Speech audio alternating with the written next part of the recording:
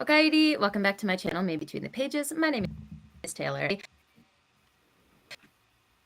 One of, to put all the cards on the table, one of my favorite people, Adrian. He is a fellow interviewer, podcaster, and soon-to-be debut author. But I want to give him a chance to introduce himself if you guys are living under a rock and don't know who he is in this community.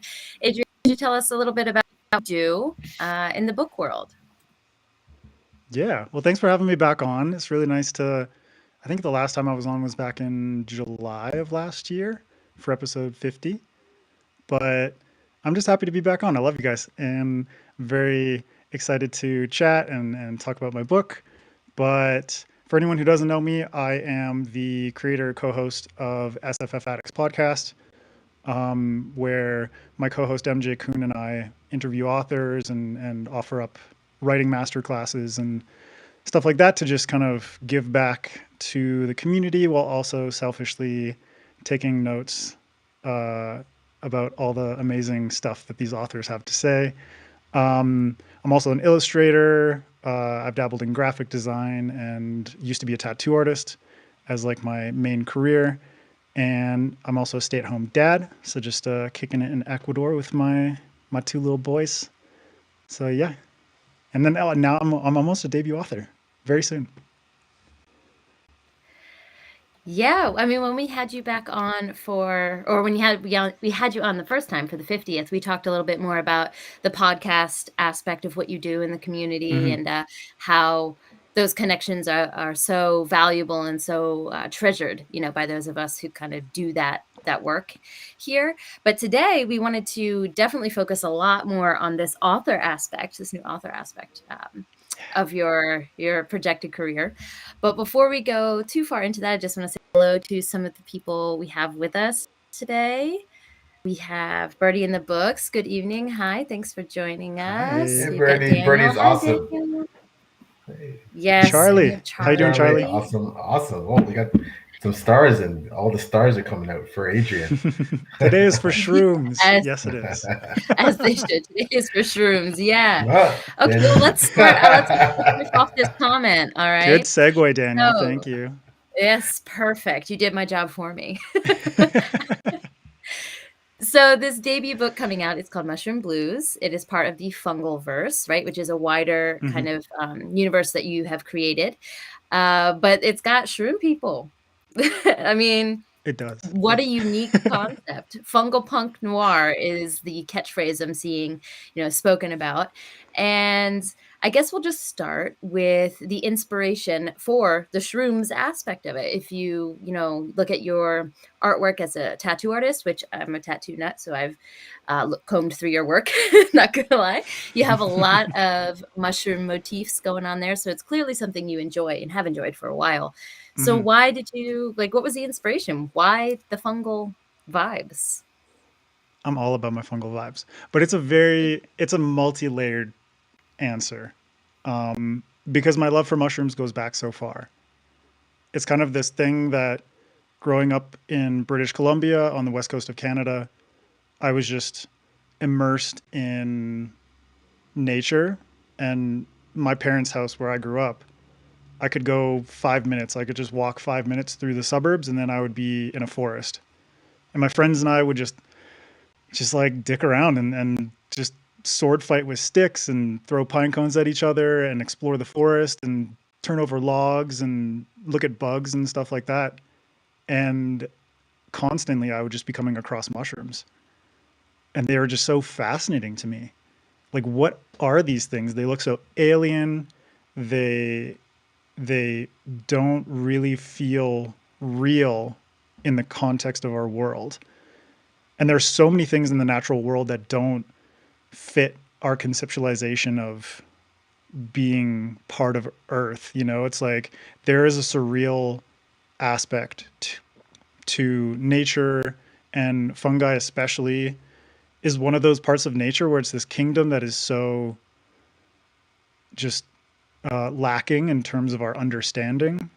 And there are millions and millions of species of fungi out there, but we know less about fungi than we do about the surface of the moon. And so there are these incongruities in terms of what we know about these things, and I kind of always love tapping into the nature of that mystery and just examining mushrooms and taking them apart and feeling how slimy they are, and just not really understanding that the mushroom itself is only a small part of the entire system, that there are mycelium under the ground and that there are these interconnected systems that are going on.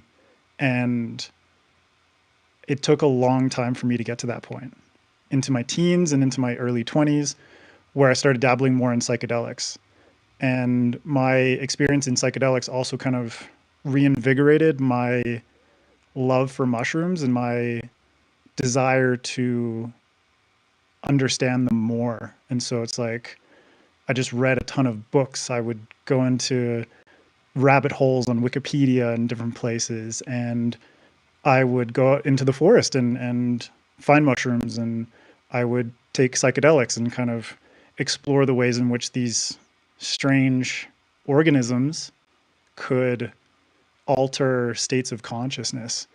And so these were kind of like the early foundations for my love for mushrooms, and reading authors like Jeff Vandermeer really opened my eyes to what is possible in terms of fiction and the ways that mushrooms could be incorporated into that. So it's like his series Ambergris, with City of Saints and Madmen and Shriek and Finch. Finch in particular, it's like all these stories take place in a fantasy city where humans drove fungal people underground. And then this series is kind of like their resurgence and their recolonization of this city. And so a lot of my writing with the fungal verse is in conversation with that, is exploring how, in his case, he wrote the fungal people in this sort of like hive mind way, where they're quite quiet and menacing. And that colonization aspect is very like creeping and subtle. But in my case, I wanted to have this conversation where I'm giving more humanity and more life and vibrance to the fungal people. And so that was kind of like an impetus for me to create this fungal world where the fungal people themselves are almost more human than the humans that have invaded them.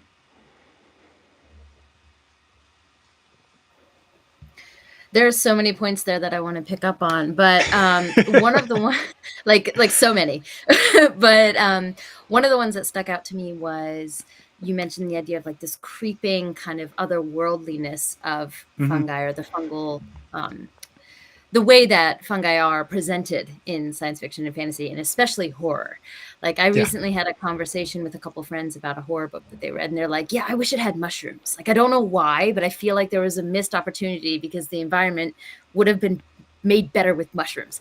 And I feel like, when sorry to interrupt, yeah, the ways in which mushrooms have been incorporated into fiction, for the most part, have been through horror, because there is a right, horrific nature to mushrooms, and some authors have yeah. used that to incredible effect.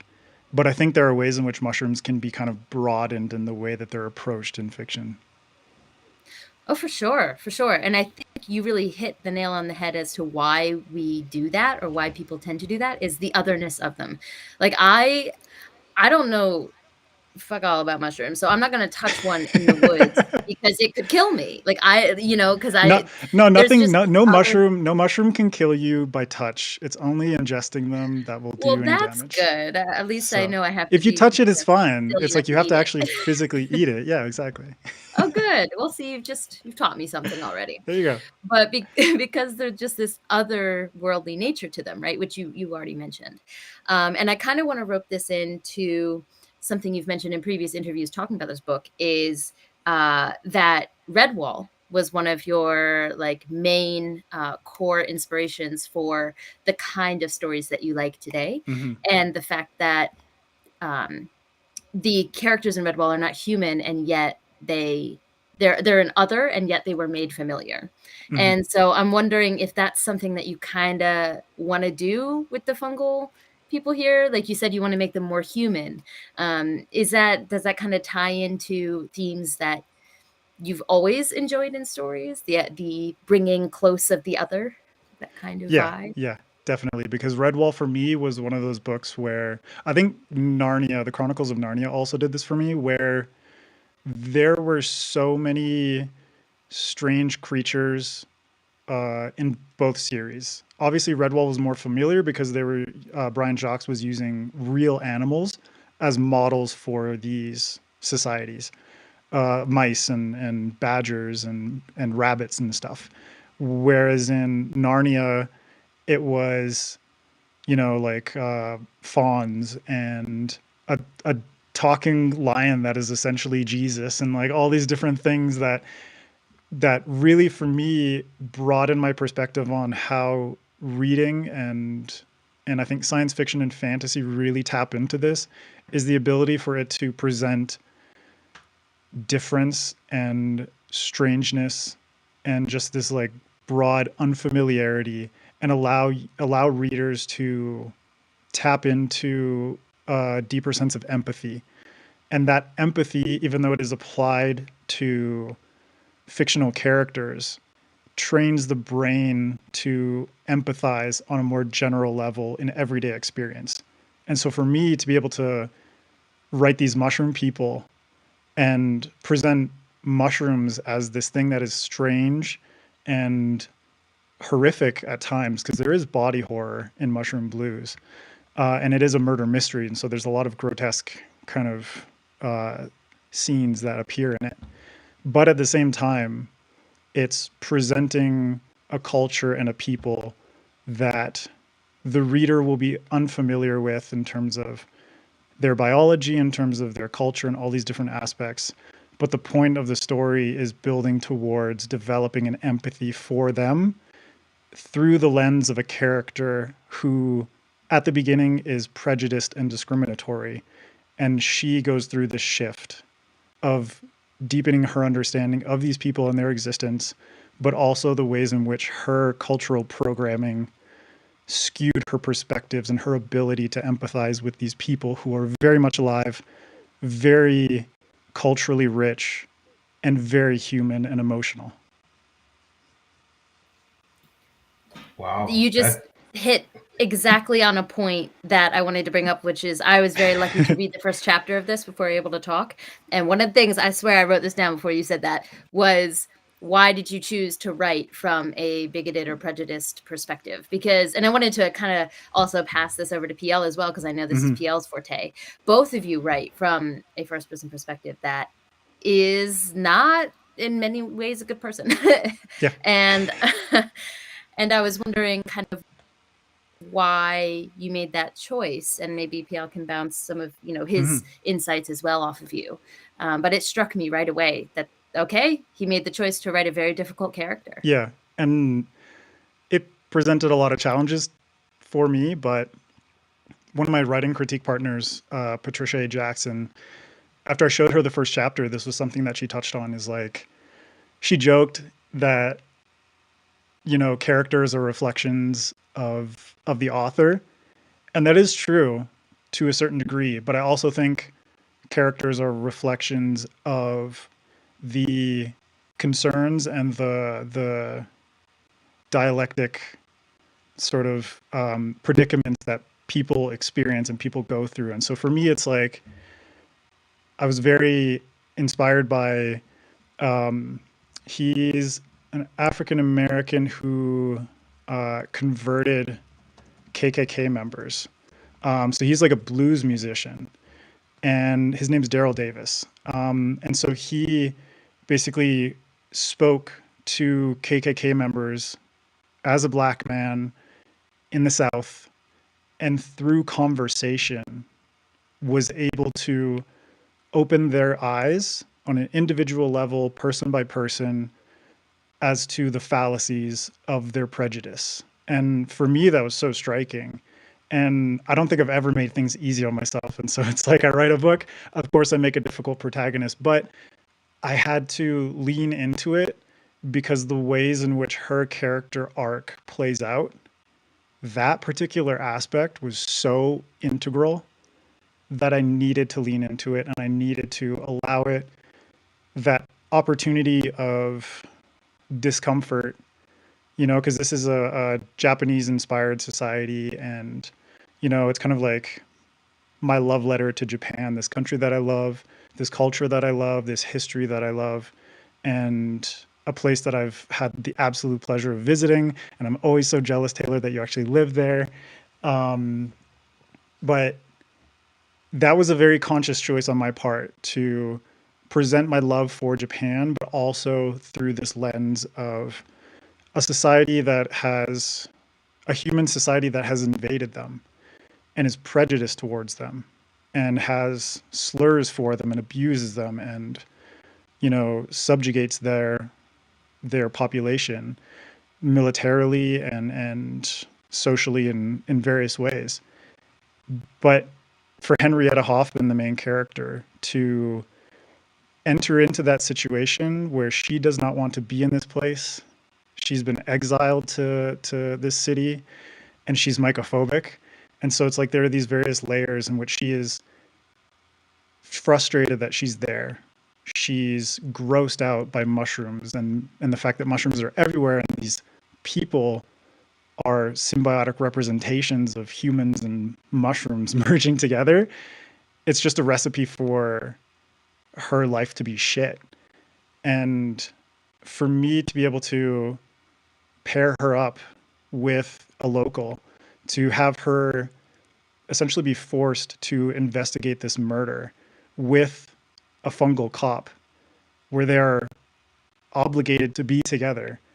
It's the opportunity for Koji Nameko, the fungal cop, to break her down, to break down her cultural programming bit by bit, scene by scene, chapter by chapter, in order for her to realize how wrong she has been and how her perceived truth, as it's presented to her by her government and her nation and her society, is flawed.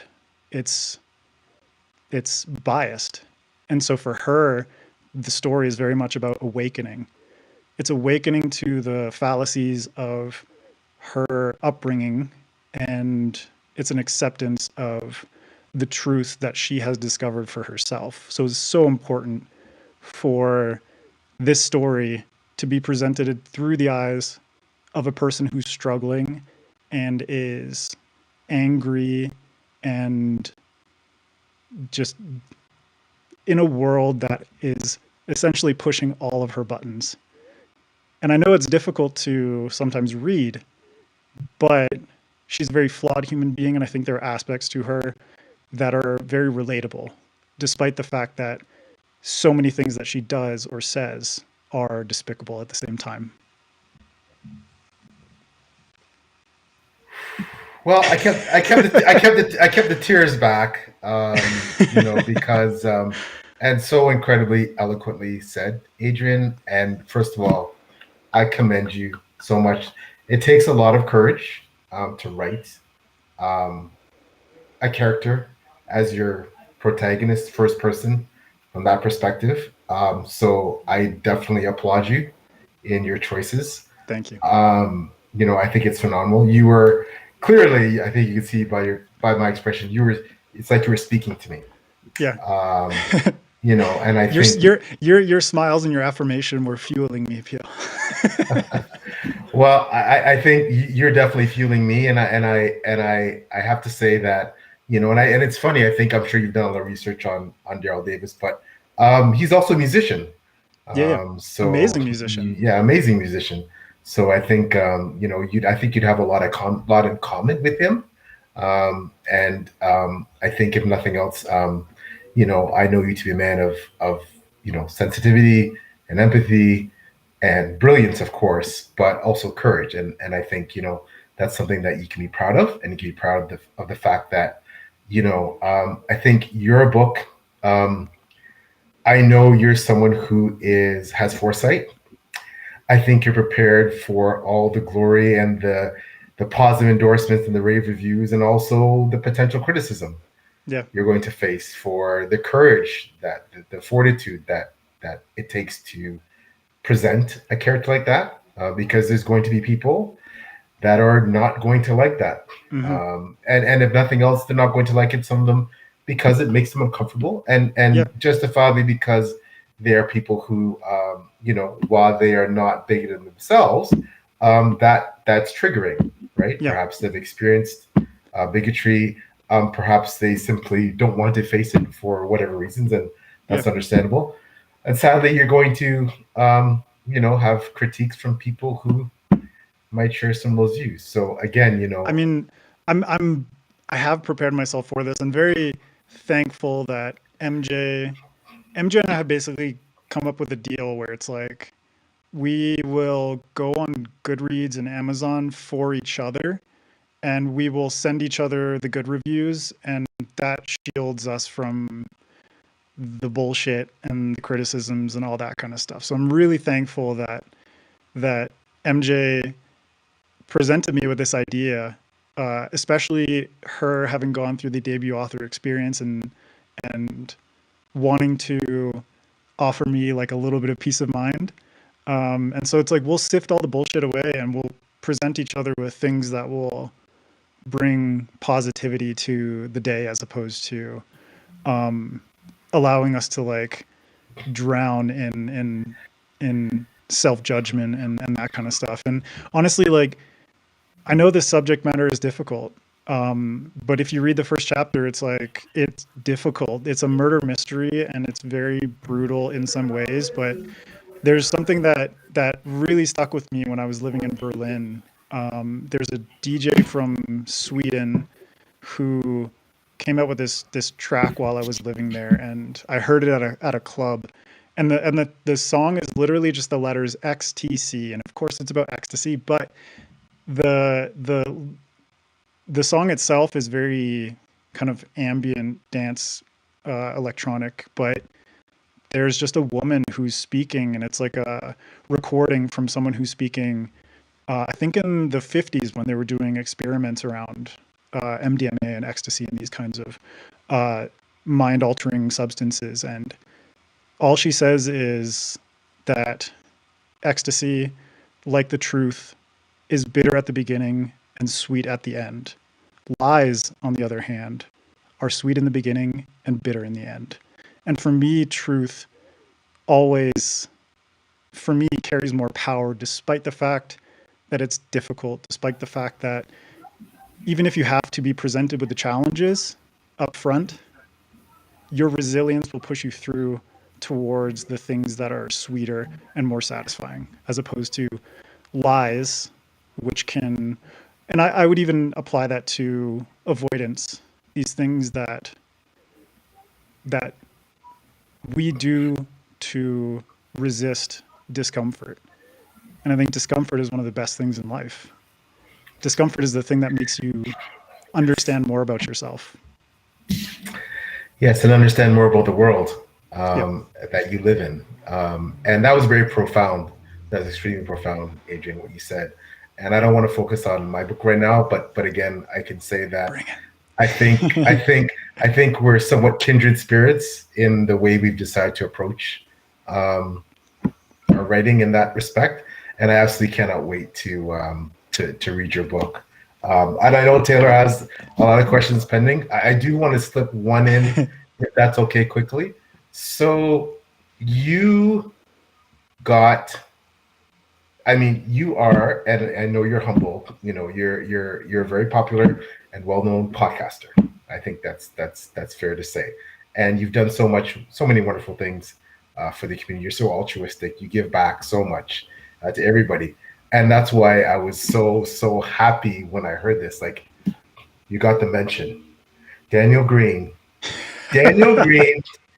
just and you know, he's such a passionate, high energy guy. Mm-hmm. And you can just see, like, oh man, like mushrooms, like I gotta read this. Like, he was just, he could not. That made my day. That when I just watch that video and hear him scream "fungal punk," and I just like my heart fucking exploded, man. But like, I also have to shout out to like all the booktubers and people who have been supporting me. Like Daniel in particular, I know he found out about my book because he follows Felix Ortiz, who's my cover artist, who also did Daniel's two first novels. So that alone, kind of that got my foot in the door for him to take notice of it. And after that, like, we've actually been DMing on Instagram since he put that out, and I think I was very lucky because it was like an episode of Fantasy News that was covering like the Hugo controversy, so it got a lot of views. Oh, Yeah. those videos he did were just out. Yeah. All his videos are saying, but that was like pièce de résistance. But I have to thank, like, not only Daniel, but like Patrick Leo, Bibliotheory, Andrew Watson, all these different YouTubers who have been promoting my book and featuring it in their, upcoming releases and indie releases and all this different kind of stuff. I love this community so much. And it just makes me really happy to see people excited about mushrooms and about the idea of fungal punk or just mushroom blues in particular. Well, I'm gonna turn this over to Taylor now, but just know that it's so well deserved. Like Thanks, man. You, again, I said you're so altruistic. You give back so much, so we all are cheering to see your success, and I know your launch is just gonna be phenomenal. So thank you, brother. Yeah, you don't gotta hand it off to me. You can talk as long as you want.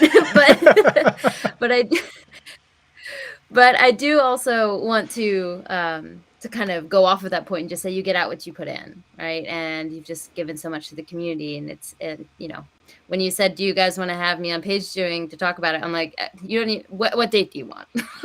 Because you've just done so much for this community, and I'm just so happy that we can give back to you. Thank you. Before we move on to of course, as PL said, plethora of questions that I have, I do want to pull up a couple other people who are here. So we've got, I'm sorry, Daniel, I pulled up the wrong one. My bad. Well, Joshua is here, so I wanted to give a chance to say hi. Hi, Josh. Quick shout out, fellow debut author group on Discord, the Break-Ins, who have been such an amazing and supportive group of people. I'm just really proud to call them friends, to call them fellow authors, and Josh being one of the people who started this. Just thank you guys. You're amazing. So shout out to the Break-Ins, Josh, Sam Paisley, Louise Holland, a ton of amazing authors who are just really kid in love, like amazing people who are killing it in the indie scene. Yeah, they are definitely. Yeah. And a lot of that's because you guys are all supporting each other, as it should be. Yeah. Then I have here, Crystal is with us. My boo. Oh boy. Hi, Oh Crystal. boy. Oh boy. Erica, oh boy. Oh boy. I'm so honored to be Crystal. reading this novel. It's so good. And then she says, PL, you're going to love this book. Okay, so let's be clear now. Okay, so Crystal Matar's Legacy Brightwash is, without question, very inspirational for this book. And it was like, hey, Crystal, it's like just like dead kids on the shore. Like, let's go. That's what I was like. This is giving Brightwash right now. Crystal's book was my favorite book of 2021, and Crystal's book is one of my favorite books of all time. Crystal's book brought me basically to my knees. I know it did for Taylor as well. It did for me too. And she, I think, in my opinion, Legacy Brightwash is one of those hallmark books. And I don't want to say, I don't want to keep the whole indie trad thing going, but in terms of indie books, I think it is one of the most prominent, probably one of the most well-known indie books now, up there with Sword of Kaigan, etc., right? But the thing about Legacy of the Brightwash is that Crystal's ability to write emotively, to bring out things that it brings out emotions that you didn't realize were in the deepest recesses of your mind and your brain, right? So I'm expecting that, based on what I'm hearing, Adrian, yours is gonna be one of those revolutionary books too that's really gonna leave its mark. So I mean, Crystal sent me a message and was like, I got really emotional reading parts of this book.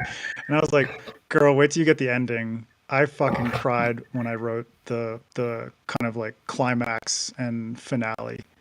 And so it's like if it makes me feel really connected to this story if it can evoke that reaction in me, but to hear it from other people as well is even more powerful. And that's just like the magic of storytelling. It's like you said, you can tap into these emotions and kind of like these depths of memory in people's heads that they may have completely forgotten about or neglected for years and years. But it's like that thing I was saying about the truth versus lies. Remembering is a form of truth. Remembering is acknowledging this thing that has happened, and to channel that can sometimes be really heavy, but at the same time incredibly healing and therapeutic. Well, I think that kind of comes back to the point that we made, or you guys made before, that, being uncomfortable is what shows growth. And, nothing will humble you more than, for example, in Adrian and I's case, traveling as much as we have, nothing will humble you more than being in a place where you don't know what's happening, don't speak the language, Don't or speak the language, every, yeah. don't speak the, because you make if you have any sensitivity about making mistakes, you got to get over those immediately. Can I tell you about the quick story about this, about how I Please overcame do. my fear of Yeah, speaking please. Spanish? Please do. It has to Please do do. with psychedelics, which is very fitting for everything that I've gone through and things that are so important. And Henrietta as a character, this transformation that she goes through and the awakening that she experiences and the acceptance that she kind of uses to ground herself is very much based in my own experiences and how psychedelics taught me to sort of ground myself with truths as opposed to living in fear and allowing fear to be the source of anxiety. And I'd had so much trouble with Spanish when I first moved to Ecuador. I didn't speak any of it. I did classes, I did Duolingo. No offense to Duolingo, but it didn't fucking work for me. But it's just a matter of like how you can read and study as much as you want, but it doesn't compare to feet on the ground, talking to real people, having conversations in this language that you are unfamiliar with. And so with Spanish, I had so much trouble with the conversation aspect of it, getting over that fear of just talking to people and being okay with the level of knowledge and experience that I had with the language, getting over the fear of making mistakes and not feeling like that other person is judging me for them. And the way that I got over that is a friend of mine from Texas who was living in Galapagos at the time. He came to Quito. He went back to Texas and came back and he's like a crazy psychonaut. Like, psychonaut is a term for people who are just very, very avid users of psychedelics and mind altering substances. And so he came back with tabs of acid and DMT and all these kinds of things. And he was like, hey, man, you want to go for a hike with me? And so we decided to go for a hike up one of the volcanoes surrounding Quito. And so we went up there. You can go up half the mountain on a gondola. And so we get to the top. We, enjoy the view of the city. It's a beautiful, beautiful day. And we take tabs of acid and we explore up the mountain.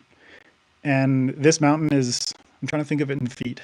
I think this volcano is like over 12,000 feet, more or less. So it's very high. And so like the altitude is kind of putting more pressure on your body. You're exerting more effort. And that just made like the acid flow through our systems much faster than we had expected. And we got up to this point. It's about 75% up the way of the volcano. So we're well over, 11,000 feet above sea level. And we just find this half cave kind of growing out of the mountain or carved into the mountain. and a bed of moss. It just felt too surreal that here's this cave, sort of like an open cave, but just like a half dome, and there's just moss everywhere. And so we just laid there and we had a picnic, and the acid just really started kicking in. And I was like feeling the moss and just massaging it and realizing how the body is a construct of the mind. And we are so integrated with nature, but human beings do so much every day to disassociate themselves from that. And as I'm just laying there, I'm just listening to everything. There's hikers going by, people who are like, we have like fucking sneakers on and stuff. And there are people who are going by who are like, they have their hiking poles and they have their outfits and they have their water bags with the tubes and everything like that. And here's me and my friend just in this like moss bed, massaging the ground and tripping out. And this Brazilian couple sits down close to us, maybe about 15 feet away. And they're speaking in Portuguese, Brazilian Portuguese, which is a very beautiful language. It's quite different in terms of the sound in comparison to Portuguese from the actual country of Portugal. But they're speaking in Portuguese, and something clicks in my brain. And I didn't even think before the words came out of my mouth that I like yelled at them. And I was like, in Spanish, les entiendo, like, I understand you. And they just looked at me and they were like, who is this guy? But I admire so much what this couple did next. They stood up and they sat down next to me. And they were like, what do you mean? So their inquisitiveness was this moment that allowed for us to have a conversation where I explained to them in Spanish, I've had trouble with this language. I come from Canada. And I realized that even though I'd never learned Portuguese, I understand like 50% of what you two are saying. And they were fascinated. And we talked for 30 minutes, me in Spanish and them in Portuguese, and we were able to connect as human beings. And me going down that volcano and entering back into like normal reality made me understand that the only thing that was preventing me from being confident enough to speak to other people in this language and be okay with failing and making mistakes was myself. I was my only impediment. And so that experience just completely changed my life. Well, I'm glad we went down that rabbit hole. That was amazing. And while I have not had a bed of moss to lay upon to come to the same conclusion, I have come to the same conclusion over lots of years of trying different languages. I find that just like that couple, you're so terrified that people are going to laugh at you or say that's not good enough. But I've actually never had that experience, except once Neither in France, in Paris. But we'll exclude that one. It's completely a separate especially for me as a Canadian. but, It's like if I went to France and I spoke Quebecois, they would just be like, ugh, like immediate don't even like try judgment. It's gross to them. It's like gross.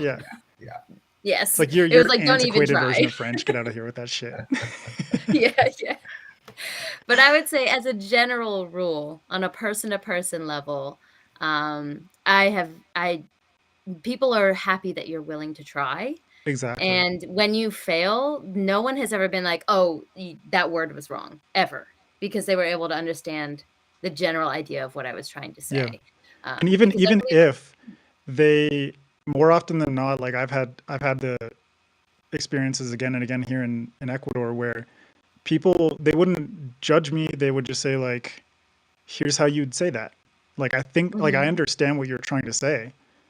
And they would correct you in a way that is more like constructive criticism as opposed to judgmental. And that for me was like, wow. And they're always surprised. Like, I go through customs and stuff now and I speak in Spanish, and they're like, they have this moment of just like utter confusion where they're like, you look so white, but you sound like a Quiteño, like a Ecuadorian from Quito. And Mhm. for them, it's just like completely jarring.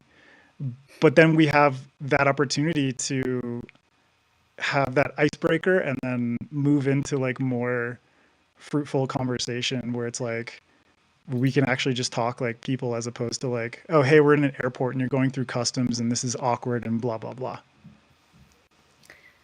Oh yeah. Oh yeah. I can tell you from experience. I actually, if you'll let me have one little anecdote on top of that, is I actually met a friend from BookTube, Tammy from Tammy Tries to Read, and Mm-hmm. she is Chinese Canadian, I believe, but she looks like the Chinese, and her Chinese ancestry is very obvious on her face. I am Mm-hmm. clearly white, but she came to visit Tokyo, and she doesn't speak Japanese, but I do. And so, but everyone assumed that she spoke it. And so when we Right. would go out to Right. dinner, they would speak in Japanese to her. She would look at me, and I would answer in a very specific dialect from where I'm Yeah. from. And Yeah.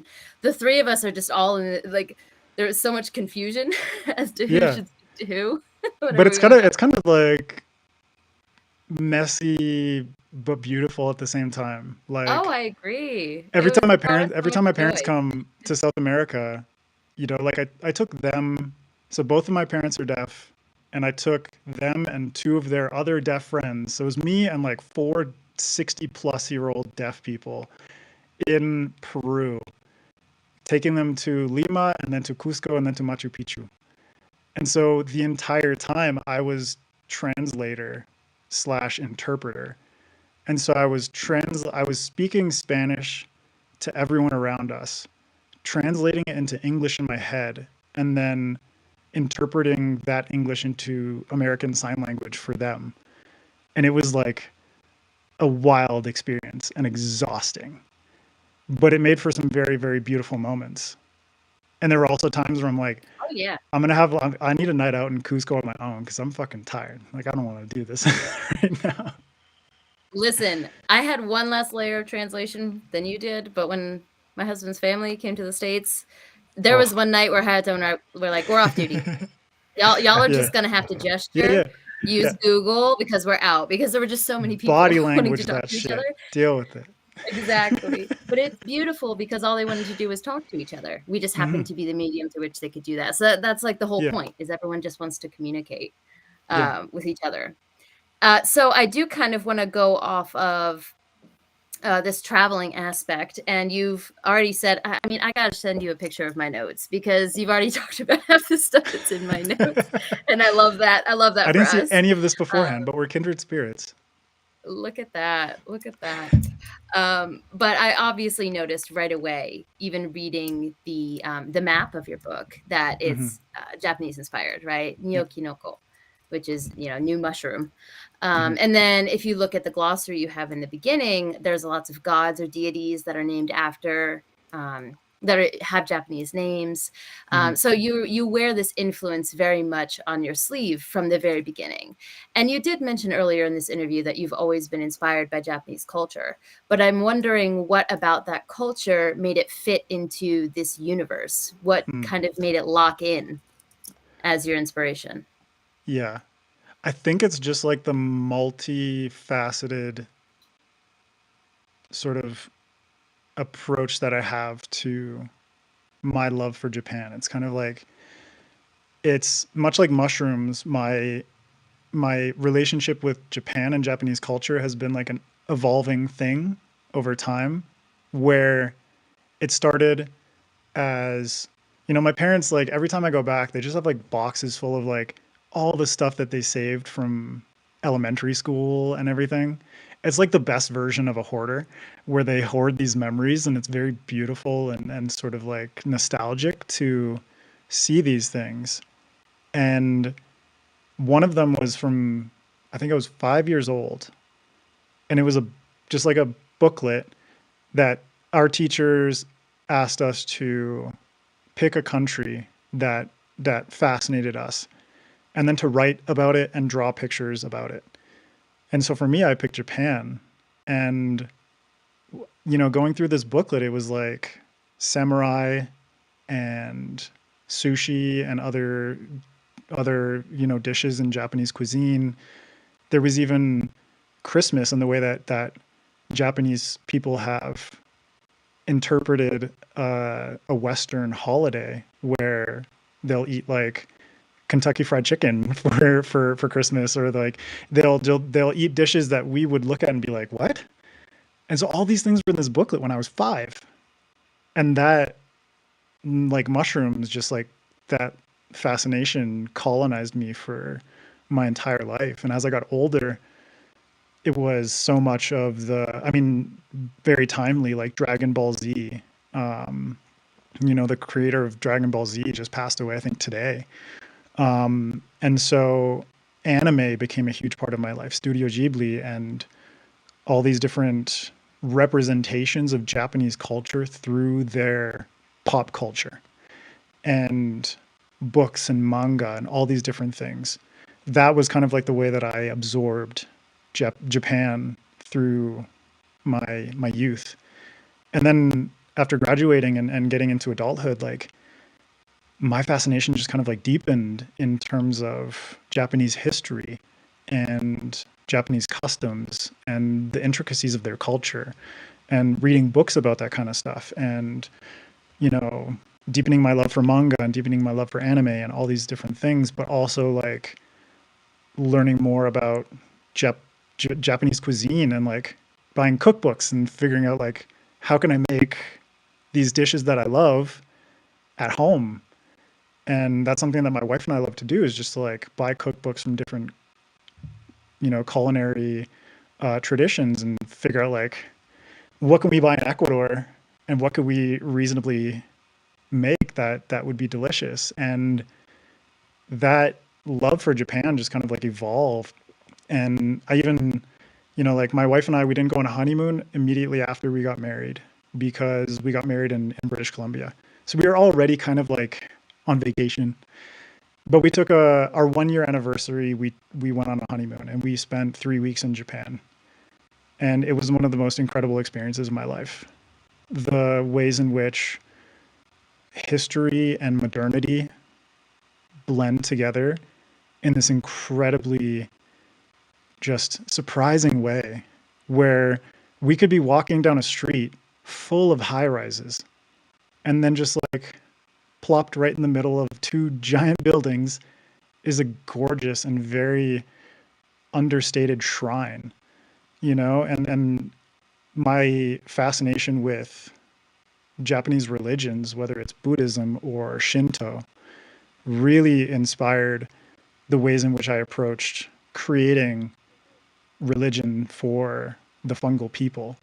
And the fact that Shinto in particular is an animistic religion that is based in the foundations of nature and the ways in which nature is imbued with spirits, and that humans themselves are corporeal beings that are inhabited by spirits, and the ways in which the sort of reality and unreality interact through stories and folklore, and these creatures, like these amazing creatures that appear in Shinto religion, like kappa, and just like the folklore that is built around them, is unbelievably cool and so rich and fascinating. And this, like, I spent hours of my 20s just reading about this stuff and learning about the ways in which religion and sort of, like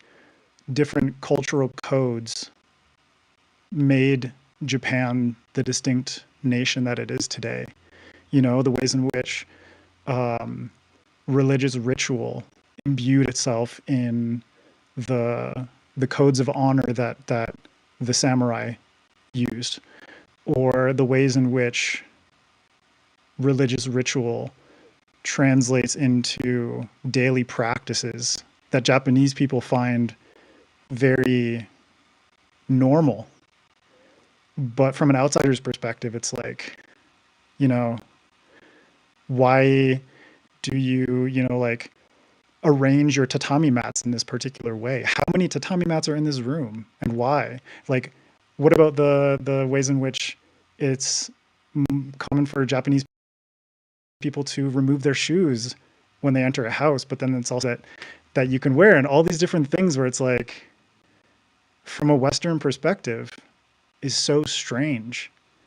And that othering is very reminiscent about the othering that I was explaining earlier about mushrooms.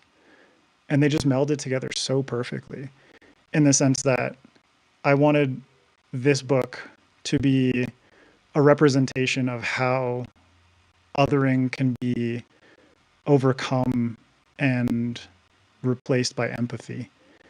And so I drew a lot on Japanese history in terms of colonialism and imperialism, particularly the way in which, obviously, Japan was an empire. Uh, there you go, Tay. So obviously, like, Japan in World War II was part of the Axis coalition with Germany, with Italy, and the Japanese Empire, rose to invade China and Vietnam and Korea and all these different parts of Eastern and Southeastern Asia. But afterwards is kind of like this, after their defeat, after the bombs dropped on Hiroshima and Nagasaki, the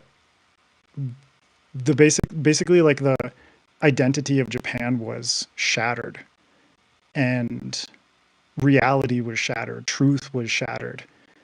And I really pulled on that in terms of like how Allied powers and American military presence came into Japan, and specifically Tokyo, and established a new order.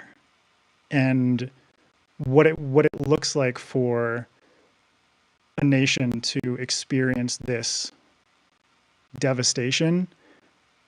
But even if that devastation is ended, in the sense like the bombs dropped, the war ended, the pain doesn't end. The pain lingers. The prejudice lingers. The mistreatment lingers. And so I pulled on all of that in order to give Neo Kanoko this, it happens after a war. 2 years have passed since the end of the war. But for so many people, the war's not over. And for the fungal people, they're still experiencing abuse. They're still experiencing food shortages and rationing. There are fungals who are starving to death, and children who are going missing and being murdered.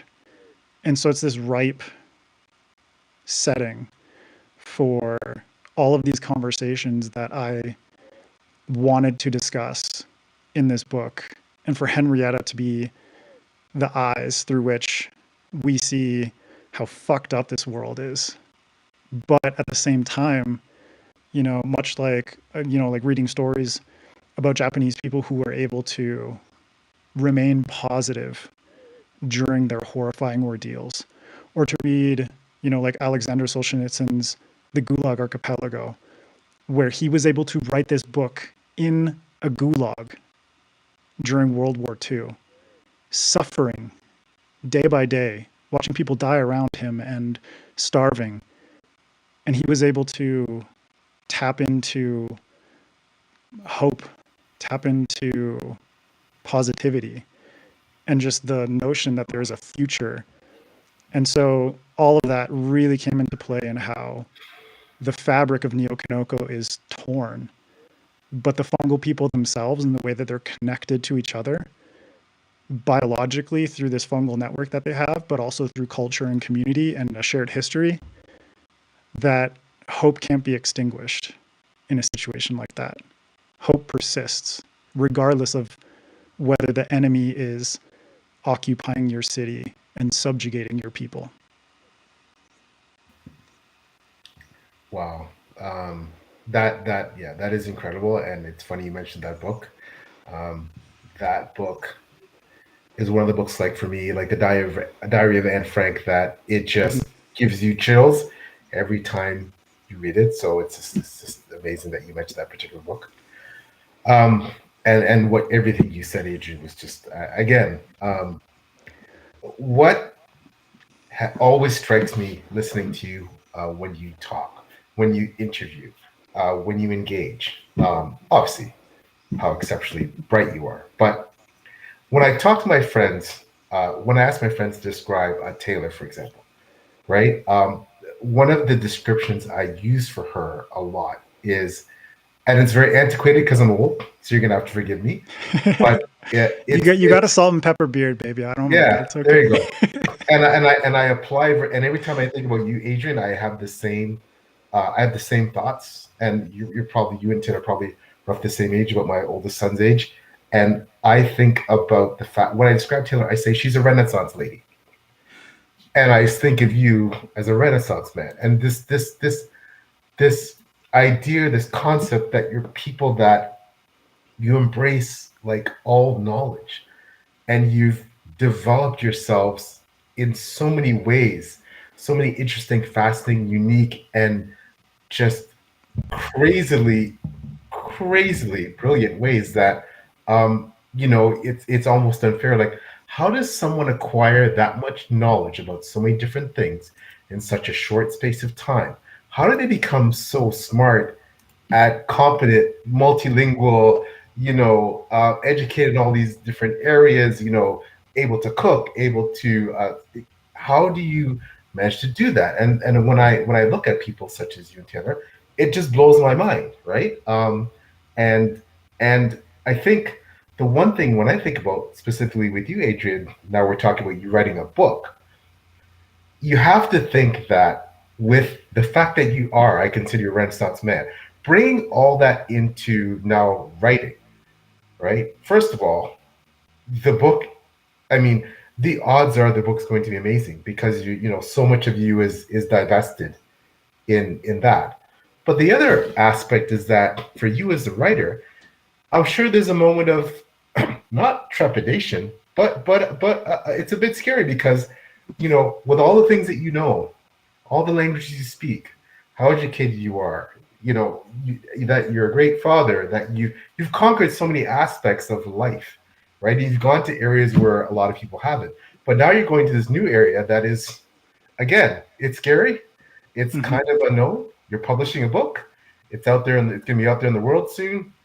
A lot of people like it. A lot of people won't. How does it feel taking on now something that, I mean, you knew what you're getting into, like I said, and you did your homework very well. But now you're taking on an aspect that this is something, it's not beyond your area of expertise because you wrote a book, but the entire milieu of being an author and publishing and all that. This is something totally new. How has that been for you? Stepping out yet again, you're people like you and Taylor, you're very comfortable stepping out of your comfort zones. Why? Because you don't have them, right? You do it, you experience, you learn.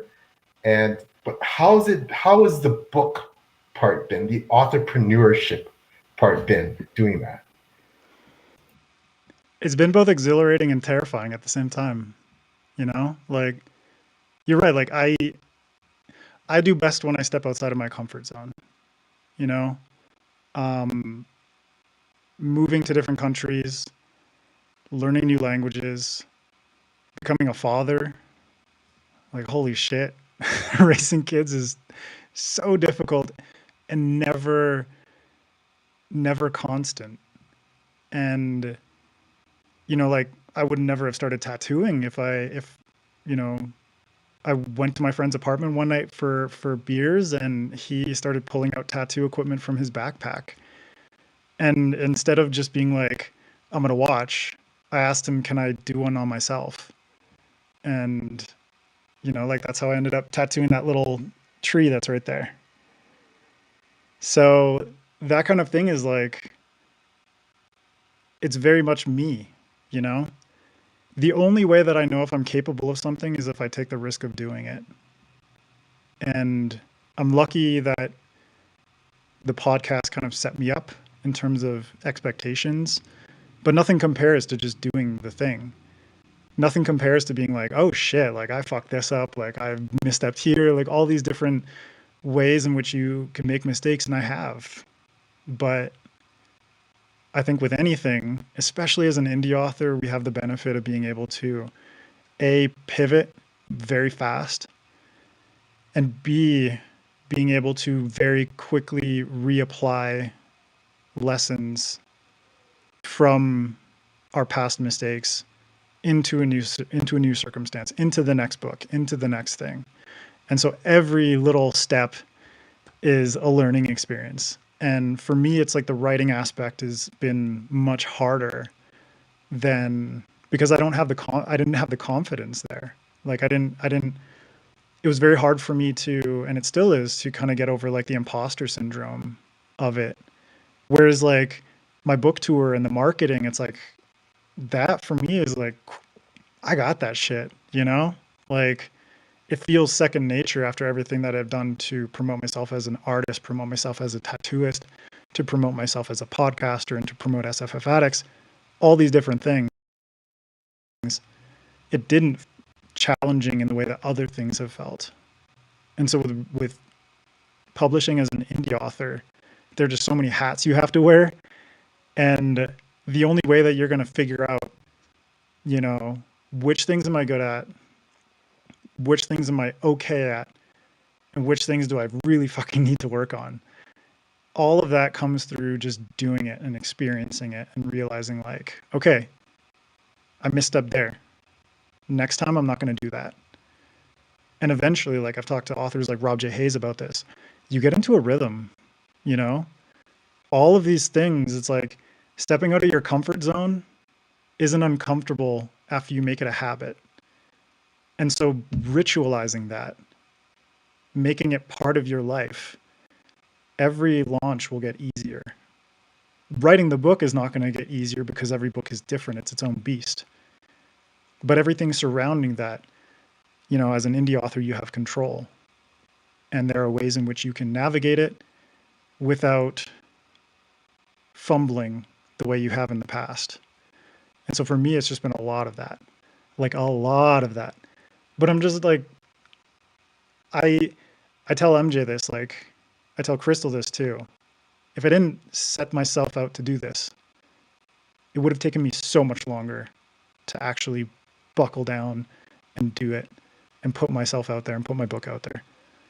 If I didn't give myself this like this goalpost, this thing to aspire toward, my confidence wouldn't have allowed me to push as hard as I needed to in order to do it. And so it's just been a lot of that. It's been a lot of struggling, and it's like, you know, I wrote this book during like one of the hardest periods of my life, because like PL, you know, it's like raising Taylor, like raising one kid is difficult enough. Add another one to the mix and it's like, holy shit, you know, and like add more kids to the mix, it's unbelievable. And so it's just this completely unstable reality of like kids just being kids and shit happening and you know, life beating you over the head. But through it all, it's like I've written when I can, you know. I don't have like this single spot that I go and write in or whatever, like Stephen King, you know. I wrote so much of this book on my phone. I carried a notebook with me everywhere. I would handwrite. I would write on my computer. I have this like app that syncs between my phone and my computer, and I would just like toss notes in there and just, you know, compile that and figure out a way to work it into whatever I'm working on at that particular time. Because nothing's constant. But if you try to force yourself into a position where your creativity can only be tapped when you're in a specific place at a specific time, blah blah blah, it's just not gonna come. And for me, it's like I had to put that pressure on myself in order to break all, much like Henrietta, I had to break my preconceived notions of what I thought I was capable of. Completely sympathize with the idea of like doing better with the deadline. If I don't have a deadline to go towards, I'm like, I'll get that, you know. Yeah. So I definitely sympathize with setting that Just for like yourself. It really just helps. get off at the next procrastination station. I don't give a shit, like whatever, you know. And like kids making me It's tired, everything's happening, like life is exhausting. bath time was But if you awful. I'll do it tomorrow, you know. yeah, exactly. Yeah, yeah, I feel you. And major props to have the fortitude to know that about yourself, because first of all, you have to know that about yourself, and then you have to Yeah. act on it. So, Mhm. yeah. But I did want to put two comments up, one from Crystal, one from Daniel. So first, Crystal said, "It occurs to me lately that so many cultures are living in a post-apocalyptic reality, and Mushroom Blues gives me the same vibe of now what." Mhm. And I really like this comment because I feel like it's becoming more popular in science fiction and fantasy, but a lot of more of the classic stuff was, here's the build up to this giant battle or this peak, and then it's over. But we're getting is talking about, okay, what now? I think one of the most popular ones, probably Sword of Kaigen, that really delves into that. But Ooh. books that are willing to handle what happens after. So I think, Mushroom Blues, if Crystal's on the money, which I assume that she is, Crystal's always on that'll the money. follow that trend. Let's face facts. Crystal's always on the money, right? So Yeah. Yes, I have a feeling that it'll have a lot to say about well, you've already said in this interview that it does talk a lot about the aftermaths of war. So I just wanted to put that up there because I thought it was a great comment. And then Daniel also said, "Being a world traveler is a good way to learn, though I've met some world travelers who have remained impervious to learning." And I gotta Yep. say, that's a superpower in and of itself. Like, if you can remain so steadfast in your beliefs after seeing that many other people. it's funny that I wrote that. It's funny Taylor picked up on it. I wrote that in my latest novel, which Taylor read, which I'm honored that she provided cover endorsement for. That traveling is a gateway to change, right? To changing your viewpoints, to coming to new perspectives. One thing that really struck me that you said, Adrian, and something I've thought about my entire life is that when you talked about um, colonialism, when you talked about the aftermath of war and being subjugated, and the trauma, the PTSD, the lingering effects that people don't think about, the cultural effects, that every place on earth, every area, section of the earth, every culture, in some ways, they've been affected or they have lived at some point in history.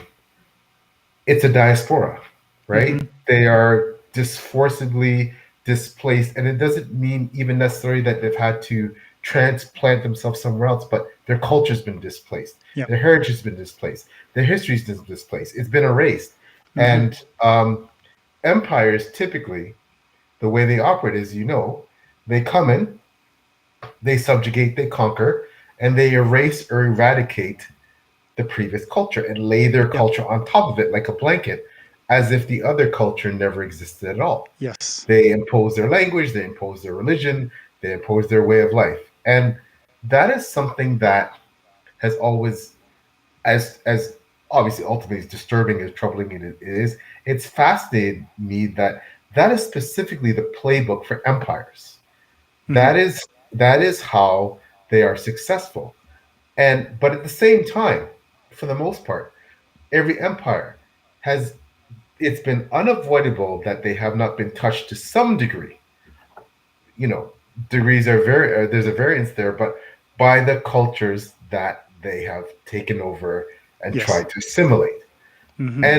And one thing that I think about as well when I think about this whole empire colonies is that when I'm listening to you talk about your book, I'm curious to see what imprint um, the main character's interactions in this place and this culture that she just despises initially, what imprint that's going to leave like deep within her soul when the book or even the series when it's done.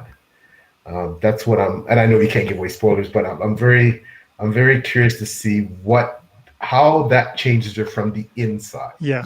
And that's such a huge part of her transformation. Can I read a passage from it's pretty early on in the book. I'd love to. It's from the second chapter, because this is exactly something that I thought about so much. And I thought about the ways in You heard it which here first. the ways in which empires sort of like eradicate history and memory and all these different things. Um, but in the case of Japan after World War II, their religion wasn't eradicated. And so I thought like even people are flawed, but so are institutions and so are governments and so are militaries. And this is a passage from chapter 2, from Henrietta's perspective, where she's just kind of like ruminating. Something I'd learned from human history was that if you took away a people's religion, their faith and foundations, you'd take away their hope. That was the mistake we humans made when Caprinia invaded Hopon. The government and military left the Fungals' religion intact. With Ionism still present and practiced, hope persisted.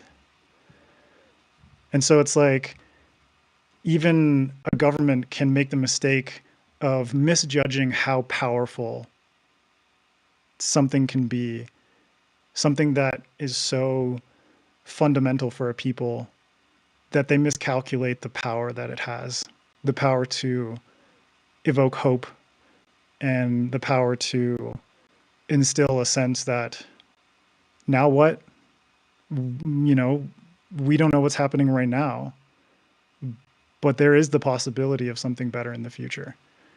And so I just really loved being able to explore through this story how Henrietta is affected by these things, by this culture, by these people, but also the ways in which broader institutions are affected by it. And that's something that will be explored. I have 3 sequels planned for Mushroom Blues. But then, like at the top, Taylor mentioned, I have the Fungalverse, which is this broader, interconnected fictional universe. And the Hoffman Report and Mushroom Blues is just like one piece of that. And so there's going to be many opportunities for me to explore these kinds of themes at different time periods in the same world. Wow, I just absolutely cannot, I cannot wait. This is going to be a momentous book, a momentous series. I just know you're going to be such an impactful writer, Adrian, on so many levels. And Taylor knows me well and knows what we just lost her for a second. I'm sure she's back. She's like, don't talk about me, I'm gonna go away. Yeah, especially don't say the good things. I want to hear it when I'm there. I don't want to watch the replay. But I'm someone who, other than prose, the key to my heart, Taylor's back now. Oh, she's out again. She'll come back. The key to my heart is compelling themes. And it sounds like your book has the gamut of the things that I'm looking for, yes, in a novel in terms of those themes. So I'm so incredibly excited to read it and find out about what you have planned.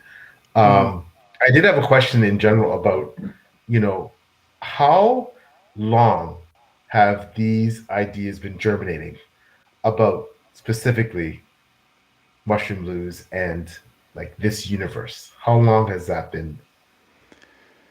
Oh man, I mean, it started out as the Fungal Verse, and that was kind of like me spending 2 years just like drawing and researching and world building, which is a hole that so many authors can bury themselves in as well.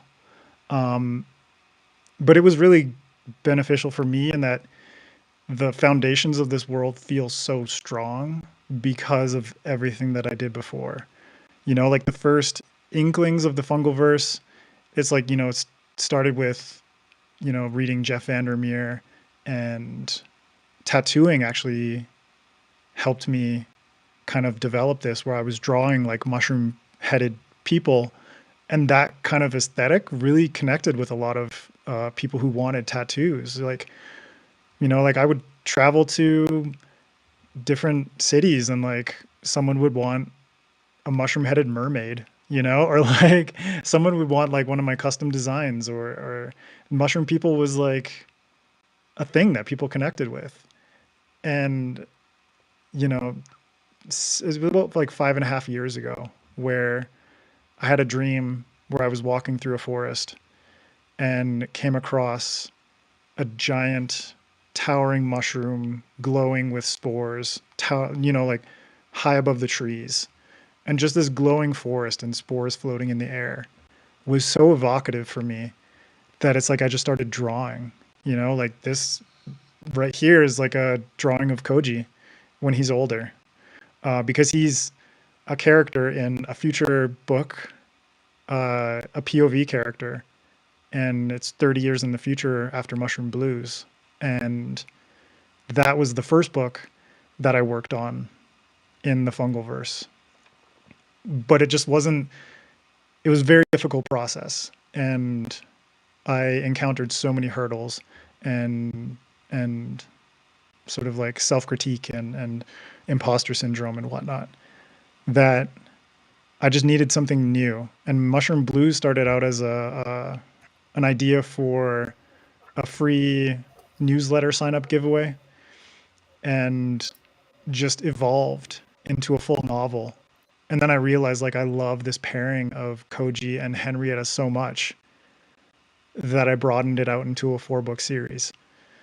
And this other book that I was working on before, it's like I'm reworking it and I'm going to release it as my next book.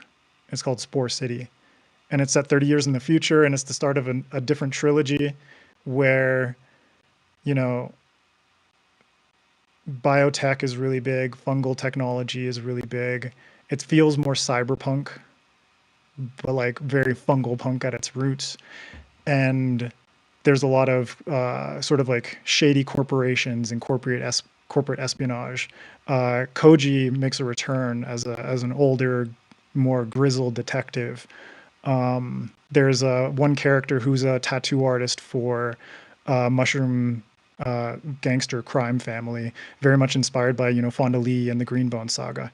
And so just being able to explore these different avenues through different series for me is really exciting, because I know the world is so rich and just aching to be explored, that if I can give multiple perspectives across various time periods, it's just going to flesh it out in a really unique way.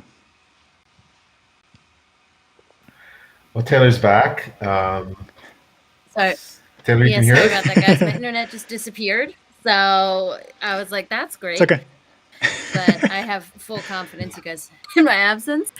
But when I'm here, possibly, which makes me excited. Mm-hmm. Yeah. So I've got like the Hoffman Very Report, much so. which is 4 books, the Kanoko trilogy, starting with Spore City. I have a duology that's set hundreds of years in the past, and it's kind of like a fungal samurai epic. I have some ideas for like potential comics type thing. I want to write a standalone set during the Spore War, which is the war that takes place 2 years before Mushroom Blues.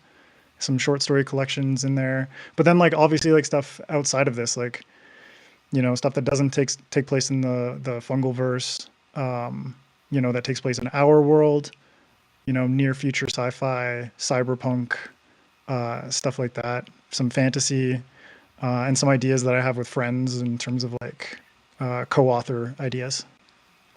Well, as a obsessive planner and someone who's planned, I'm 20, speaking to your heart. 20 plus books, and you're just, I mean, it's right, it's right there, man. Like, but I have to say that this feels it.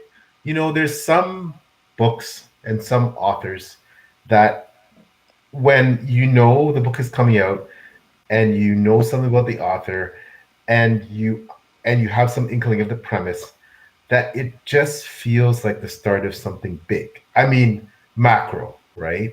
And for me, the whole concept, and we know everything's derivative of everything, right? It's almost virtually impossible to do anything that's truly like completely Mhm. new, innovative, original. However, just something about, obviously it has so much to do with you, Adrian, and the confidence without having read a word that I have in you, that I think that you're going to be an incredible author. But it's just something about the whole concept and this whole fungal punk. Like when I first, I can't remember when I first saw you do some promotional thing, or if I spoke to you, or but when you said fungal punk, you know when something just sticks in your brain and you can't get it out. It just it just there, but then you get that feeling inside that this is the start of something big. I don't know what Yeah. that is, but it's just, do you know what I mean? And that's how it, It's like conceptual colonization, where it's like you hear that particular song and it's an earworm kind of thing, or just those things that really stick with you. And I don't like, I coined the term fungal punk, but I don't find myself to be the first fungal punk author. Like I look at Jeff Vandermeer and his work, and he and these authors that exist in like the new weird space are so influential for me, and they laid the groundwork for, even before him, like Philip K. Dick, China Mieville as like a contemporary of Jeff Vandermeer. These authors who evoked the strange in such a way where it was grounded enough in reality that you could stabilize yourself through the narrative, but there was so much surrealism and just yeah. oddity that it grew to be more captivating as the stories go on. And so for me, like fungal punk is very much like, I just find it funny the way that like punk isms have become a thing. Yeah. And so I'm kind of like, I'm poking fun at it. It's like, Yeah. yeah, it's fucking stupid. But at the end of the day, like I find punk, as a concept, as a genre of music, Yes. like I did just this week, I released I published an essay on Silverstone's books blog about the punk ethos of indie publishing, and Yes. that extends beyond publishing. It immerses itself into genre and craft and all these different facets of this thing that we love to do. And punk is like, when people hear punk, they tend to think about punk music. Yeah. Punk music is just a very strong evocation of the punk ethos. But for me, the punk ethos is like rooted in just uh, things that I've done throughout my whole life in terms of overcoming that fear and experimenting with something and converting the unfamiliar into the familiar. Yes. And so for me, it's like fungal punk is in dialogue with all the punks that have come before, like very much love of cyberpunk and things like that, but also the punk nature of tattooing or the punk nature of self-publishing, Yes. and the ways in which experimentation can more often than not be the catalyst for things that are entirely unexpected. And so fungal punk is like bringing that ethos to mushrooms and showing you like, here's this thing that you might find revolting, that you find fascinating, or you see it on your plate and you want to spit it out. Or on the other end of the spectrum, the people who are like, I love mushrooms, I I want to go love mushrooms. foraging. Yeah, They're like delicious. I want to go foraging, I want to learn more about it. And fungal punk is a way to approach that in terms of giving you this fictional narrative as a way to ground you in genres that are more established in murder mystery, in police procedurals, these beats and these frameworks that people are familiar with, but then threaded throughout like a web of mycelium is body horror and beauty and just strangeness, and these things that I hope will urge people to not necessarily like love mushrooms, but to be compelled enough to go out and learn more about them. And that's incredible. And I think when I think about punk, in my head, and because I'm a graybird, I'm old. Yes, music is the first association, but I Yeah. also think of indie, being an indie author as such myself, Mm-hmm. and that it is this, as you said, the best way I can describe it is just going for it. Yep. You know, punk is aggressive. It's, you know, it's loud. It's, you know, it's something that, and you can't help ignore it as much as you Mm-hmm. want to. Yep. You know, like it's like you're thinking, oh, your granddad just wants to turn the music down, but now he can't get the song out of his head, and later on he finds himself singing, "Oh, damn it, I don't want to be singing that song. I don't Yeah. like that stuff, man." You know, so and that's that in my head. That's what I think about when it comes to punk, Mm-hmm. and often, you know, and now we look at the pejorative, how punk is used as basically Yep. a worthless person, right? Someone who, Exactly. you know, and that's and indie, how indie started off with that reputation of being this lesser, right? Yep. And you know, and I think about the things I think about with punk is like rebellion, Mm-hmm. right? You know, raging against the machine, like, But you know, indie resistance. publishing is very much that. Exactly. It is a counter to traditional publishing and the strictures of these corporations that have essentially bottlenecked the industry in many ways and has stifled the creativity of so many hundreds of authors, thousands of authors, in the sense of like pushing people towards marketability as opposed to experimentation. And I opened my essay with a quote from Henry Rollins, who is an amazingly just eloquent speaker, but also just like a diehard metalhead. And he like, you know, was in hardcore bands and punk bands and stuff like that. But his quote is, "Everything I do, writing, touring, traveling, it all comes from the punk and hardcore attitude, from that expression, from being open to try new things but relying on yourself, taking what you have into the battle and making of it what you will, hoping you can figure it out as you go, make some sense of it." And that to me is just like indie publishing. That to me is life. Life is about taking those chances and experimenting and throwing yourself into the fucking fire and hoping that like you will figure out how to douse the flames and the strength and resilience that you can build up by doing the thing that you find to be difficult. And that to me is punk, you know. It's like it transcends so much. And like you said, like the pejorative is just kind of soured Yeah. the relationship that people have with the concept of punk or the word punk, you know. But you know, cyberpunk was one of those genres where it kind of laid this foundation of like, here are the dregs of society doing the things that allow them to transcend their station in life and fight back Yes. against the powers that are suppressing them.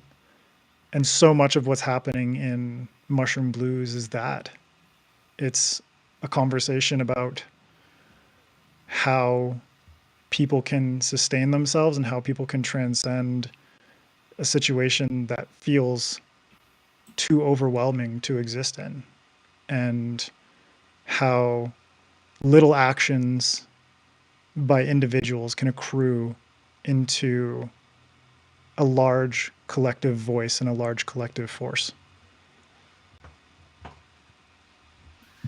Wow. Taylor is still with us, I think, which is a good thing. Taylor, can you hear us? Can No, I you can't hear hear you. me? Can't hear you. No. Oh, something came through. Yeah, now I Now can. we can. Okay. Okay, so my internet decided to go down to like nothing, but I can, you guys are frozen on the big thing, but like simple. So as long as you can see me. Okay. Yeah, you're kind of She's cutting buffering. out. Yeah, you're cutting out. You're kind of buffering in and out, but we can hear you somewhat. But it's Me move and talk. Is it cut? okay. Now you are, I think. It just went super fast and now it's back to normal, sort of. Maybe. Yeah, I think you're getting there. Well, I'll take that, I guess. I don't know. I don't know why my internet decided all of a sudden to start working. So It's okay. That's the benefit of two hosts I think there's as well. There we go. Yeah, it's better. It's better. There we go. I did catch a little bit of the punk conversation to tattoos and everything, and indie publishing, because I wish I could be there for the conversation, but I did. I wanted to give PL the up and out. Maybe it's best if PL you kind of do our closing out, since I'm unreliable all of a sudden. When you guys get to a point where, in case I disappear, I'm basically I don't trust my internet right now. No, I totally get it, and the time goes by so fast. As we always say, we've been chatting for an hour 30 minutes, and we keep going for hours. So, but we want to respect your time, Adrian, and thank you. No, but I love hanging out with you too. Oh yeah, this is awesome. I just can't wait. Like, we're all planning. I know you and Taylor planning to perhaps travel together to Glasgow, and I'll be there too. And it's gonna be quite the blast. Yeah, it's gonna be awesome. Taylor and I are rooming up with Crystal Matar and Greta Kelly. Wow. And basically like everyone, like so many of the people that I'm going to be bringing my tattoo equipment and all the people, so many of the people that want to get tattoos from me are actually like staying in the Airbnb with me. Wow. Which is perfect. That is amazing. Add me to the list. Add me. I already had you on my list. We talked about it at some point. I've never had a tattoo before. I've never had a tattoo, but there's something about that too. When we're talking about that can be changed. We're talking about punk and resistance, and just it's one of those things where back in the day, again, it was like such a sign of revolution, rebellion, and getting a tattoo, right? That was such a but now, I mean, it's yeah, but then I also think about it as like Japan and its relationship with tattoos. For a long time, tattoos were viewed as a sign of respect and a sign of strength. Yeah. And that was like so many things that was twisted over time. Whereas at earlier periods in Japanese history, tattoos were, revered, and then it kind of became a symbol of the Yakuza and different specifically the Yakuza, different criminal groups, and how they the triads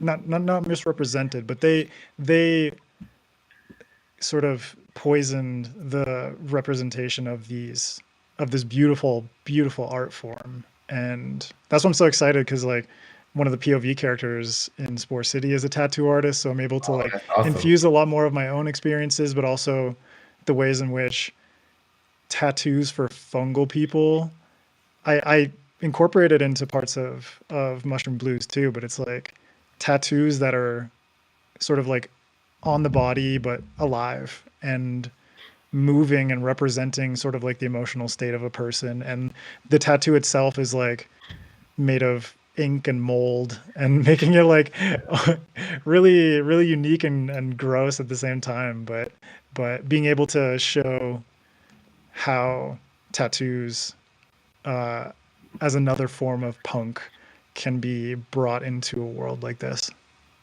Yeah, it's so funny how perceptions and of things can be usurped. You talk about I was thinking about that too, like tattoos, Japanese, Norse, ancient Norse, a sign of prowess. In my books, one of the cultures that's Norse inspired, tattoos are a sign of accomplishment in battle. You get a different tattoo for every battle you participate in and you successfully live through. But anyways, like I said, I don't want to get. I know we can keep talking because but again, Adrian, thank you so much for coming. We cannot wait to read your books, and may you publish many, and I'm sure you will. Mushroom Blues just sounds amazing. It sounds, I'm not exaggerating when I say it sounds right in my alley. And I get the sense that this is going to be a signal work in the indie sphere. One of those, I talked about books like Legacy of the Bright Wash and sort of Kaigan. I think that I predict that this book is going to be one of those books. So, Thank you, brother. and I wish you nothing but the best. Can you please tell us where to find you in the social space? Where to buy Mushroom Blues when it's coming out? You've told us some great stuff about the other releases related to it, the audiobook, etc. So can you give us the link tree kind of stuff? Yeah, I'll give you my link tree, sure. First of all, you can find me on pretty much most social platforms. I'm mainly active on Instagram and Twitter at Adrian M. Gibson. You can check out my website at www.adrianmgibson.com. I also have an online store where you can check out merch collection that I made for Mushroom Blues, but also merch that I'd had previously. So there's a bunch of stuff on there. You can also purchase tattoo designs, so you can kind of like buy the rights and have it tattooed by a tattooist near you. SFF Addicts, my podcast with MJ Kuhn. New episodes out every Tuesday. You can find us at SFF Addicts Pod. You can find us on all the major podcast platforms. There's video on Spotify and video on YouTube, on the Fanfight YouTube channel. And Mushroom Blues is out in paperback and ebook on March 19th, followed by hardcover on April 2nd and audiobook on April 16th. And I myself narrating the audiobook. Just this morning, I put out a 2-chapter sample if anyone wants to check it out, being mixed and mastered by one of my good friends here in Quito who did an amazing job. So I'm really excited for that to go out as well. But yeah, just I'm nervous as hell, but very excited at the same time, and very thankful for all the people who've helped me put this book together and have supported me along this journey, like you two, Crystal, MJ, so many others in the community who've just been just full of love and excitement, and being happy to spread the word has been very meaningful. As Taylor said, you give so much, Adrian. We're just so honored and happy to give back and be part of your journey with you. So thank you. And we can't wait to see we take it. Quickly. Sorry. Go ahead. One quick thing. I forgot. The Mushroom Blues soundtrack is also out on March 19th. So that is produced and mastered by the production duo Spore, two of my friends from Sweden, who created a new music record label based on this collaboration. This is crazy. So Mushroom Blues is the first album on the record label Fruiting Bodies, and they'll be putting out more music in the future. We're going to collaborate on every Fungal Verse novel that I do, but they're also going to tap the creativity of their friends to do more releases separate of that. So it's an 8-track album, 45 minutes, fucking incredible, very ambient, electronic, but very fitting for this book and this world. And it'll also be incorporated into the beginning of every chapter of the audiobook will be a section of music from the soundtrack. So basically you're going to be able to like go to Ibiza and hear Mushroom Blues music. I don't think anyone, no, I don't think it's Ibiza style. I think it's more like a dirty club. A dirty club in like, it's like a dirty club in like Berlin or something like that. That is awesome. Oh my gosh. Don't tell me this doesn't feel larger than life. I know Taylor's feeling it. Oh, the album, it's going to be available digitally, but if you want, there's going to be a limited run of 50 cassette tapes. Ooh, cassette tapes? Yeah, which like fits into tapes. Yeah, like physical cassette tapes, which fits in perfectly because Henrietta is basically like she collected all of her father's cassette tapes after he died, and so like music and cassettes incorporated into Mushroom Blues itself. So it was a really cool idea that my friends came up with to do this run of cassettes. Okay, the hype around I this think thing. you've broken PL. Yeah, you broke me. I'm done now. Like this is crazy. Oh my God. This is crazy. But no, thank you. Again, this just sounds. I said before, it's hard to everything's derivative of everything. It's hard to, but this all sounds so inventive, amazing, original, avant-garde. Just like wow. But anyways, Fucking can't wait. punk. Yeah. PL. Fuck. Anyways, quickly, I'm going to say on PL Stuart, you can usually find me beside Taylor doing page chewing, having guests of the caliber Adrian, and that's why we love just being here all the time. The books, www.plstore.com. John Kingdom Saga, 4 books out now. Sorry, the last one just came out, Alliance Pride. 5th one, A Pack of Wolves, coming out in the spring of 2025 in the SFF planners. So I can tell you, God willing, it's 2025. Assistant editor at Before Go blog, as Taylor is. Shout out to the wonderful Beth Tabler, who's amazing. Love you, Beth. Yeah, we love you, Beth. You can find my reviews on Before Go blog and of course Goodreads. And yeah, I think I covered it all. But yeah, usually just look for me beside Taylor, because page chewing, as you can see, is one of those, I'd like to think, one of the interesting and fascinating places to be in this space. And that is because of people like Adrian who come and join us. We get to chat to. I mean, what a job, right? What a job. So anyways, I'll turn over to Taylor.